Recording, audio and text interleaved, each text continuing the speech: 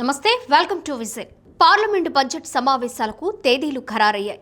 ఈ నెల 28 నుంచి పార్లమెంటు బడ్జెట్ సమావేశాలు జరగనున్నాయి. అలాగే ఫిబ్రవరి 1న కేంద్రం బడ్జెట్ను ప్రవేశపెట్టనుంది.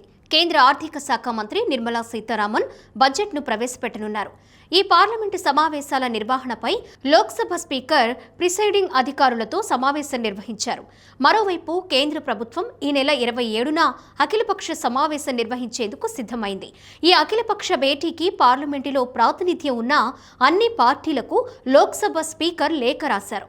కేంద్ర ప్రభుత్వం పార్లమెంటు బడ్జెట్ సమావేశాల నేపథ్యంలో అఖిలపక్ష భేటీ నిర్వహించాలని నిర్ణయించుకుంది. పార్లమెంటరీ వ్యవహారాల మంత్రి కిరణ్ రిజిజు పేరుతో అన్ని పార్టీలకు లేఖలు వెళ్లాయి. ఈసారి పార్లమెంటు బడ్జెట్ సమావేశాలు సజావుగా సాగాలని కేంద్రం అఖిలపక్ష భేటీలో కోరనుంది. ఈ సమావేశంలో పార్లమెంటులో ప్రవేశపెట్టనున్న బిల్లుల వివరాలను అన్ని పార్టీల ప్రతినిధులకు చెప్పనుంది. రాబోయే బడ్జెట్ సమావేశాల నుంచి లోక్సభ సభ్యుల కోసం కొత్త తరహా విధానాన్ని ప్రవేశపెట్టనుంది. ఇందుకు సంబంధించిన వివరాలను స్పీకర్ ఓం బిర్లా తెలిపారు.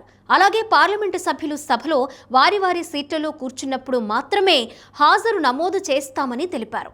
ఇప్పటి వరకు హాజరు నమోదు చేయడానికి ఎంపీలు క్యూలో నిలబడుతుండటంతో చాలాసార్లు లాబీ రద్దీగా ఉంటుందని పేర్కొన్నారు.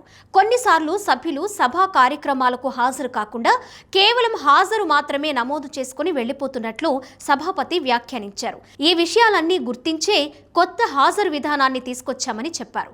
ఈ బడ్జెట్ సమావేశాల నుంచే లాబీలో హాజరు ఉండనుందని పేర్కొన్నారు. ఎంపీల సీట్ల వద్దకే వచ్చి మల్టీమీడియా పరికరాన్ని ఉపయోగించి స్మార్ట్ ఐడి కార్డు, బయోమెట్రిక్ లేదా వ్యక్తిగత గుర్తింపు సంఖ్యతోనే హాజరు నమోదు చేయనున్నారు. ఈ విధానం వల్ల సభ లోపలికి వచ్చి కేటాయించిన స్థానంలో కూర్చున్న తరువాతే స్మార్ట్ ఐడి కార్డు ద్వారా హాజరు నమోదు చేస్తారు. లేదంటే ఆ సభ్యుడు సభకు గైర్హాజరైనట్లుగా పరిగణిస్తారు.